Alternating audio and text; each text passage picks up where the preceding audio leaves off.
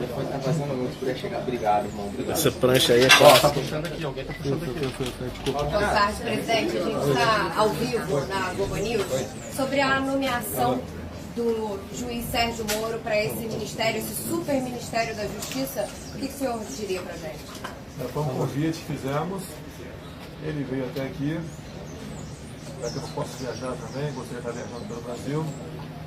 Conversamos por uns 40 minutos. Ele expôs, logicamente, o que ele pretende fazer caso seja ministro. Eu concordei com 100% do que ele propôs. Né? Ele queria uma liberdade total para combater a corrupção e o crime organizado. E um ministério com poderes para tal. Eu até adiantei, quem sabe, uma fração da COAF dentro do Ministério da Justiça. A questão da segurança ir para a Justiça, nós já tínhamos decidido, bem como as nomeações, ele tem ampla liberdade realmente para exercer o seu trabalho lá. Da minha parte, sempre fui favorável a isso, deu sinal verde e ele, via a nota, aceitou o convite. E depois ele vai para o Supremo, Por que presidente? esses poderes todos? O que você imagina que ele possa fazer? Nós temos 3 superministérios, vamos assim dizer. Né? Você tem o da Economia, com Paulo Guedes, você tem o da Defesa, com Augusto Heleno, porque as Forças Armadas vão sim fazer parte da política nacional. Não vão ser jogadas, relegadas ao segundo plano, como foi no governo FHC e PT. E esse agora da Justiça e segurança. Combate à corrupção e ao crime organizado, eu acho que isso aí é muito importante para nós. Não podemos deixar continuar crescendo como está a violência no nosso país via crime organizado. E o caminho para combater isso é seguir o dinheiro. E você tem que ter meios para tal. E o Ministério da Justiça daria todos os meios para Sérgio Moro perseguir esse objetivo. Ele vai para os Ministérios da Agricultura e do Meio Ambiente. Como é que fica? O que acontece? No primeiro, lá atrás, a ideia surgiu do colega. Aí foi bem recebida, porque sempre houve uma briga entre o Ministério da Agricultura e Meio Ambiente. E tinha que pacificar isso aí. Em alguns países do mundo, isso é um só ministério. Então dei a ideia. Depois, com o passar do tempo, os próprios ruralistas acharam que não era o caso, para evitar pressões internacionais, entre outras coisas. E eu falei que estou pronto para voltar atrás, se for o caso, não tem problema nenhum. Só que quem vai indicar o ministro do Meio Ambiente será também o senhor Jair Bolsonaro. Então, vai ser uma pessoa realmente que não vai botar ninguém lá por pressão de ONGs e tem um trabalho xiita voltado ao meio ambiente. Nós queremos preservar o meio ambiente, mas não da forma como o Ministério vem fazendo. Então, o que foi conversado hoje, por gentileza? Boa tarde. Ficou combinado com o Moro que se abrir uma vaga no Supremo Tribunal Federal, ele poderia assumir essa cadeira no futuro? Não ficou combinado, mas coração meu, lá na frente, ele tendo um bom sucessor, isso está aberto para ele. Só não combinou o tempo que ele vai ficar. Exigência, presidente? Oi? Ele fez algum pedido, alguma exigência para aceitar o cargo? Olha, a decisão dele é difícil, ele vai abrir mão da tua função, da carreira dele, tá de 22 anos de serviço, vai abrir mão disso para enfrentar um desafio. Até eu chamo ele realmente de um soldado, né? Ele está indo à guerra sem medo de morrer. E ele quer perseguir esse objetivo e vai ter muito mais poderes para perseguir esse objetivo de combate à corrupção e crime organizado do que estando à frente lá da vara da Justiça Federal em Curitiba. Mas existe um compromisso de tempo que ele fica? Não tem compromisso nenhum. Não tem nenhum compromisso por mim, ele fica ad eterno lá. Mas ele é uma pessoa que tem que reconhecer o trabalho dele, um homem que perdeu a liberdade para comprar um pão na padaria ou de passear com a família no shopping. Eu costumo dizer, não só ele como eu, né, nós temos menos direitos do que alguém com a tornozeleira, que está andando por aí. Tendo em vista a questão da segurança. Não tem problema nenhum. Quem for porventura denunciar vai responder, não vai ter, eu tenho falado, eu mostro vídeos, me acompanhar durante a campanha toda, pré-campanha, o apoio popular que eu tive. Eu não gastei nada no meu bolso, né? Dos quase 5 milhões que arrecadamos para vaquinha, etc. Sobraram 2 milhões, que a gente não sabe o que fazer com esse recurso, que é doar para uma instituição qualquer, se tiver um meio legal para tal. Foi o povo que trabalhou pela minha campanha. É difícil acreditar que uma pessoa com um partido pequeno, sem televisão, sem fundo partidário, vítima de fake news, né? e até chegar onde eu cheguei. Então temos uma responsabilidade, um compromisso, um respeito muito grande para com a população. O senhor não acha que a nomeação do Sérgio Moro acaba também enfraquecendo a Lava Jato? Olha, você não pode, ele mesmo tem falado que tem outros bons juízes no Brasil, muitos bons juízes, na própria lá, a vara lá de Curitiba, outra, acho que é uma mulher que assume o lugar dele, se não me engano, e ela vai fazer um trabalho semelhante ao dele, afinal de contas, né? A pena, a punição é em função do que está nos autos. Vai ser o xerife do seu governo? Oi? Vai ser o xerife do seu governo? Xerife, se você quiser dar esse nome para ele, é um ministério importante. E, inclusive, né, bem claro, conversa entre nós, qualquer pessoa que porventura aí apareça nos noticiários policiais pode ser investigado e não vai sofrer qualquer interferência por parte da minha pessoa. Presidente, a gente se encontrou hoje com os embaixadores dos Estados Unidos e da Espanha. Se eu puder falar um pouquinho dessas conversas e também da sua intenção de, assim como os Estados Unidos, mudar a embaixada do Brasil em Israel para Jerusalém. A gente vai conversar sobre tudo isso aí, mais encontros protocolares. Nós estamos numa fase aqui de lua de mel. Né? A ideia nossa não é entrar em particularidades. Semana que vem está previsto o embaixador da China aqui também. E vamos continuar conversando. Eu quero continuar fazendo negócio, fazer negócio com o mundo todo sem um viés ideológico. Mas você pretende mudar a embaixada para Jerusalém e não reconhecer a E Palestina? por que faria? Como é que o senhor responde perdão, pode responder, a gente faz a pergunta na sequência, perdão. Olha só, o que eu vejo para do Planalto, estrategicamente, é muito próximo da Embaixada Palestina. Né? E não teria que ter embaixada nenhuma daquela região. Esse é um problema que a gente vai discutir com quem for indicar para o Itamaraty, para a defesa. Afinal de contas, a nossa segurança em primeiro lugar. Então, o Palácio do Planalto pode estar próximo de qualquer tipo de edificação, seja ela qual for. A questão da embaixada, quem decide a capital? Se o Brasil mudar a capital para o Rio de Janeiro, mudou, não tem problema. Os outros países, obviamente, viriam para cá com suas embaixadas. Eu não vejo clima pesado em você transferir, mudar a embaixada lá de Israel. Não vejo nenhum problema. Mas não é uma decisão tomada, presidente. Não é uma questão de vida ou morte. Nós temos todo o respeito com Israel, temos com o povo árabe. Aqui é um país onde todos aqui convivem pacificamente.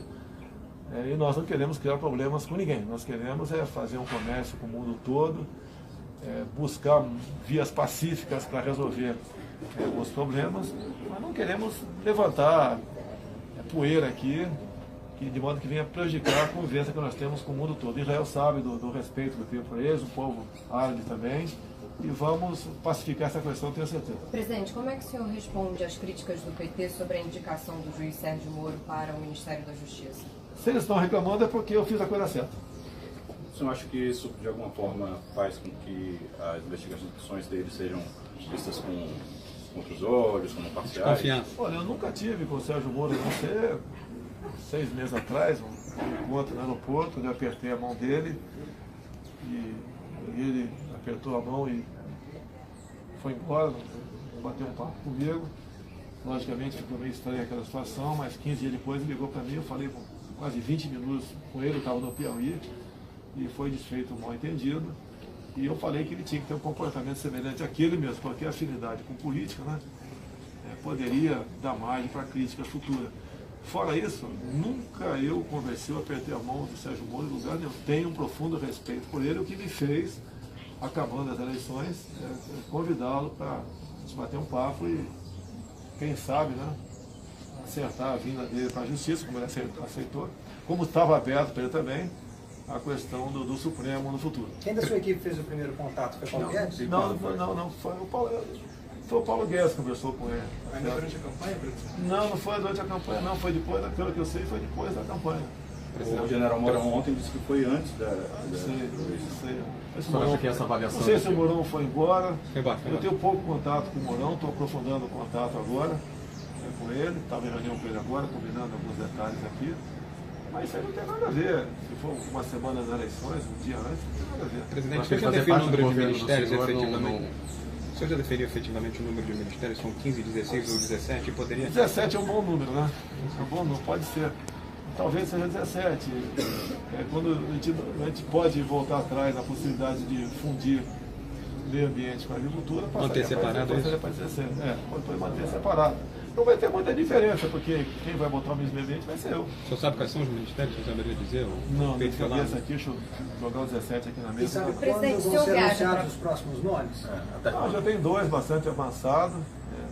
Não posso falar. Mas qual ministério? Não, também não posso falar não.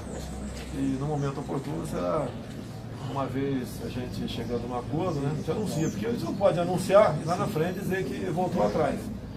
Fica ruim para mim e fica ruim para ele também. E nós não temos o direito de errar. O senhor viaja para Brasília na segunda-feira? Pretendo ir na terça-feira de manhã para Brasília, uma viagem mais protocolar, visitarei várias autoridades. Quero com saudade do plenário da Câmara, apenas dar um abraço aos colegas e voltar na quinta-feira depois do almoço. Essa é a Viagens também pretensão. internacionais, o senhor vai para o Chile primeiro? Não marquei, até porque eu tenho um problema com a bolsa de colostomia e essas viagens aí muito longas, né, eu posso ter algum problema, mas não quero colocar em risco a minha O senhor já saúde. definiu quando opera? Se vai ser em dezembro ou A janeiro? princípio, a operação seria 12 de dezembro, que completa exatamente 3 meses da última cirurgia. Eu queria só esclarecer a avaliação do senhor sobre essa crítica do Sérgio Moro fazer parte do governo do senhor e o trabalho dele está comprometido na Lava Jato, tudo que ele fez, em relação ao PT principalmente. Fica comprometido. Ele é uma pessoa que eu acho que o Brasil todo tem que reconhecer e reconhece o trabalho dele. Ele nos deu esperança de dias melhores combatendo a corrupção. Botou gente que ninguém imaginava um dia que poderia ser presa por 10 minutos. Tá? E foi fundo, com seu conhecimento, investigando, apurando e punindo em primeira instância todas aquelas pessoas sem aceitar a pressão de quem quer que seja. Qual a Presidente, prioridade no trabalho no gabinete de transição lá em Brasília, entre terça e quinta-feira? A prioridade, olha só, são 50 cargos, o ONU procurou dividir entre os 15, 17 ministérios, o mais pesado é a economia, e nós temos que tomar pé dos números, né, que muitas vezes eu deixo de dar uma opinião para vocês porque eu não tenho a certeza dos números que se apresentam. Então a intenção nossa é saber o que nos espera para o ano que vem, buscar alguma maneira de aprovar alguma coisa no corrente ano, como digo, a reforma da Previdência. Se pudesse dar um passo que seja, seria muito bem-vindo. Então o senhor apoia essa reforma do texto? Eu apoio a reforma que pode ser aprovada pela Câmara. Tá certo? Eu quero ver a última versão dela com mais cuidado. Semana que vem já vou estar a par dela, né? E eu sei que quase que uma ressaca depois das eleições. Eu sei que o parlamento fica esvaziado. Quem perdeu a eleição está mais afastado de Brasília, quem ganhou está comemorando. Então tem dificuldade para conseguir um quórum qualificado que é para aprovar uma proposta de emenda à Constituição. Por isso que eu tenho falado, né? Não é a proposta que eu quero, Paulo Guedes quer, ou quem quer que seja quer, aquela que pode ser aprovada pela Câmara. Alguém Pro fica do Congresso, atual quais governo, são as presidente? prioridades de Alguém fica do apoio atual pro governo? Congresso? O Ilan Goldfein, o Guardi? Olha só, eu dei carta branca para o Paulo Guedes. Não é todo mundo que está com o Temer, não tem que cortar a cabeça todo. Não é, tem gente boa ali. E o que eu tenho conversado, não só com o Paulo Guedes, mas todos os ministros, é cumprir meta. O do Paulo Guedes inflação, taxa de juros, o valor do câmbio, buscar uma maneira de reduzir a nossa dívida interna sem aumentar a carga tributária, ampliar a quantidade de emprego no Brasil. Crescimento, né? Tudo está interligado. E ele tem que cumprir essa meta. Ele falou que cumpre. Tá certo?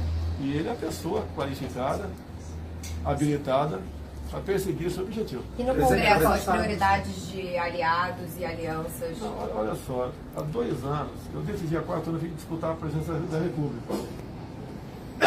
Sozinho. Tá? Ninguém acreditava. De 2 anos para cá, encerrou comigo o Henrique Lorenzoni. Começamos a fazer várias reuniões, juntamos mais de 120 deputados, um total de umas 8 reuniões. Seria uma base inicial. E daria apoio àquelas propostas várias que nós discutimos ao longo desses últimos 2 anos. Tá? Antes do primeiro turno, eu vi aqui a bancada da agricultura, a bancada evangélica, católica, da segurança, entre outros parlamentares de forma individual. Conversamos, estamos no mesmo barco, eu não quero fazer algo para mim, nós temos que fazer para o Brasil. Se eu for mal, o Brasil todo vai pagar um preço muito alto. Tá? Então, temos o mesmo objetivo, ninguém quer fazer maldade com ninguém. Mas algumas reformas nós temos que, obviamente, tentar fazê-las. A lei da Previdência é uma, tá? E não é a proposta inicial como o Temer quis lá, mas dá para aproveitar alguma coisa dela. Os militares são incluídos? Tá? Mas o que eu tenho falado é o seguinte, eu não sou corporativista. Se dermos todos os direitos que existem no artigo 7º da Constituição aos militares, você pode botar na Previdência, só que daí você não governa, você perde as Forças Armadas. Os militares, ao longo de 30 anos de serviço, na verdade, trabalham 45.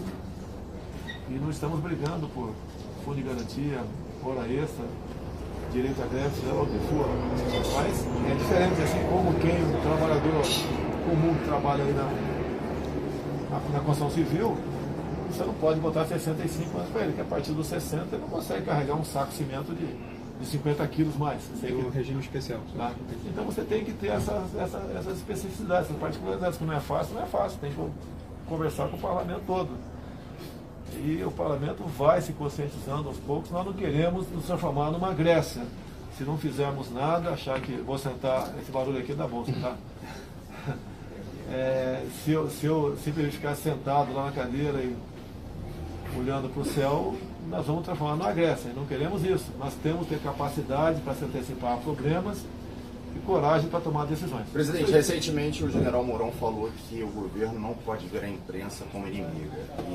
E já desde o começo, desde após a sua vitória, alguns atritos já aconteceram, e principalmente com o jornal Folha de São Paulo. Queria que o senhor comentasse essa questão e principalmente essa declaração do Mourão de que a imprensa não pode ser vista como inimiga. Hoje em dia a imprensa está muito diversificada. Eu cheguei aqui graças às mídias sociais.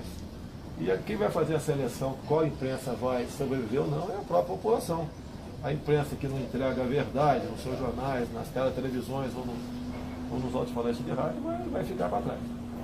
Presidente, sobre a proposta do governador Wilson Witzel de abater pessoas armadas com fuzil, qual a sua opinião? Qual a sua opinião sobre essa questão da segurança pública, especialmente no Rio de Janeiro, diante dessa declaração?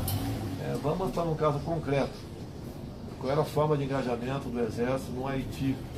Lá, se você pegasse alguém portando uma arma de guerra, aquele alguém seria alvo e poderia ser abatido.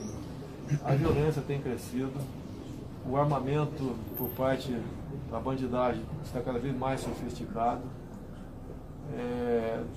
O que nós temos que dar, na verdade, ao policial, que eu chamo de retaguarda jurídica. Uma vez havendo o confronto, você não pode partir para punir o policial. Você pode abrir um processo, investigar, mas não pode punir o policial. Porque cada vez que você faz isso, você estimula a bandidagem a agir de forma mais violenta ainda contra aquele que está do lado da lei. O policial é um ser humano que tem família e muitos deles pensam, antes de entrar até no engajamento, o que seria da tua esposa, dos teus filhos, caso ele fosse preso. Não é nem se fosse morto. E nós não podemos deixar que o ativismo, por parte de alguns, condene esses policiais quando envolvidos em operações ou em confronto. Presidente, por que não tentar fazer a presidência da Câmara e do Senado? Você acha que já tem base suficiente? Eu estou dando a minha opinião. Geralmente um presidente não se envolve nessa questão porque ele vai se queimar com uma parcela considerável da Câmara. O que eu conversei com alguns do meu partido é que nós devemos ter humildade e apoiar alguém de outro partido, logicamente, que tem o compromisso de liberar a pauta para as questões nossas. E eu acho que assim a gente poderia angariar mais simpatia de parlamentares e de partidos para o nosso projeto. Poderia ser o Rodrigo Maia? Pode ser o Rodrigo Maia, pode ser o Alceu Moreira, pode ser o João Campos, tem outro também, o Jacobo da mesa, vários que lançaram e outros que vão aparecer também. Então o compromisso teria que ter conosco de não segurar a nossa pauta. Presidente, voltando à nomeação de Sérgio Moro, você pode explicar melhor como vai ser esse superministério? Ele vai englobar Justiça, Segurança Pública, mas outros órgãos do atual governo. Outros órgãos, o mais importante. Explica, por favor, como é que vai funcionar. Você pode ter uma parte do COAF lá também, que ele tem que ter informações em tempo real do lado dele para tomar providência. E a questão do crime organizado, você combate seguindo o dinheiro. Tem que ter todos os órgãos do governo, uma representação lá dentro, pelo menos, para que ele possa decidir de forma rápida o combate ao crime organizado. Mas CGU, transparência... Olha só, logicamente eu acho que não iria falar dessa forma aqui. Carece de estudo e nós temos que ver se não estamos incorrendo em nenhuma inconstitucionalidade. Tá? nessas questões, mas parcelas, né, desses órgãos a gente vai ter dentro da justiça para que possa trabalhar com velocidade que essa questão merece. Presidente, o desemprego é um problema muito grande hoje no Brasil. O desemprego é um problema muito grande hoje no Brasil. Se pegar o número de pessoas desempregadas é 13 milhões, mas se você analisar as caras que estão subocupadas ou trabalhando menos horas do que desejavam, já chega a mais de 27 milhões. Tem uma meta, um objetivo a ser perseguido para reduzir isso e de que forma e de que maneira? Você fala em turismo. Por que o Brasil não está entre os 40 países que mais recebem turismo no mundo? Não tem cabimento. O turismo aí você rapidamente teria centenas de milhares de empregos no Brasil. O que falta? Você tem que ver a questão da violência. Ninguém vem de fora aqui para o Brasil sabendo qual é o risco de morrer aqui. Então, se você consegue atacar a questão da violência, você pode trazer gente de fora que vai movimentar a nossa economia com custo quase zero. Nossa, apenas uma pequena infraestrutura.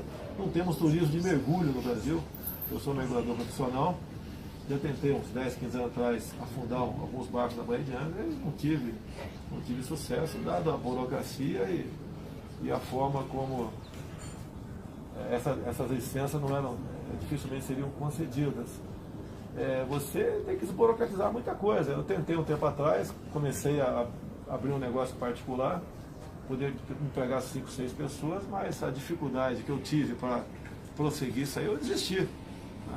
Então você tem que dar meios para quem quer empreender, o faça com prazer, e não com preocupação, e depois tirar o Estado, né, da perseguição com essas pessoas. Muitas vezes a questão da fiscalização é feita de forma bastante radical. E o fiscal tem que ser um amigo de quem produz, adverte, não deu certo, daí vai para a punição. Desburocratizar, desregulamentar, essas questões todas tem que se fazer presente aí para você. Mas não tem uma meta. Você não pode ter meta, é muito fácil. Eu não estou mais em campanha, né? Em campanha a pessoa costuma falar, né? Vou abrir 6 mil creches, vou criar 10 milhões de empregos, vou criar 2 milhões de empregos com energia solar, essa historinha toda, uma conversa que não chega a lugar nenhum. Agora você pode ver como é formada a nossa mão de obra no Brasil. A educação está sendo conduzida a contento para no final da linha formar um bom profissional, que seja um bom empregado, um bom patrão, um bom liberal? Não está sendo, não está sendo. Então isso tem que ser mudado, não vai ser de uma hora para outra. Presidente, a respeito da educação, por que o ensino superior na ciência e tecnologia? Uma pergunta interessante aí. Você pega 200 maiores faculdades, melhores faculdades do mundo, não tem nenhuma brasileira. Está errado isso aqui. Então só vou ter que parar desde. Tá salvo aí? Então, nada como estar lá da ciência e tecnologia, falou o Marcos Pontes, e vai dar com toda certeza um gás muito especial para essa questão. Vamos finalizar, Ministérios da Agricultura e o Meio Ambiente, vocês estão nessas discussões? Em que ponto estão essas discussões? Não, olha só, no primeiro momento houve quase uma unanimidade dos ruralistas de querer a fusão, certo? Hoje em dia não existe mais unanimidade, então tem mais 2 meses para decidir. Mas pelo que está aparecendo, vão ficar distintos, mas eu que vou nomear os 2 meses. A gente entendeu que o ensino superior é só para ter mais investimento nas universidades? Não, muito pelo contrário. Você tem que. O objetivo nosso é investir mais no ensino básico e médio. O petróleo você vai apoiar? Porque é uma fonte de receita importante para o Brasil, presidente. O Petrobras não tem capacidade de investir mais, então você tem que buscar fazer parcerias, vender algumas áreas, até porque, um assunto importante, né? Se a super bateria de grafeno sair da prancheta, como está saindo, a energia de fontes fósseis aí ficará no segundo plano. Os leilões continuarão acontecendo? Pode continuar acontecendo. A fusão, por exemplo, da Embraer, da Boeing, continua sem problema nenhum. O senhor vai avalizar? Sim. Presidente, uma última pergunta sobre a imprensa. Por que os nossos colegas de imprensa escrita e também de agências internacionais ficaram de fora dessa coletiva? Não sei, quem marcou isso aí não foi eu, espaço físico. Eu tenho consideração por vocês aqui. Agora, eu não mandei restringir ninguém, não. Obrigado. Obrigado. Pessoal, obrigado, pessoal. Obrigado.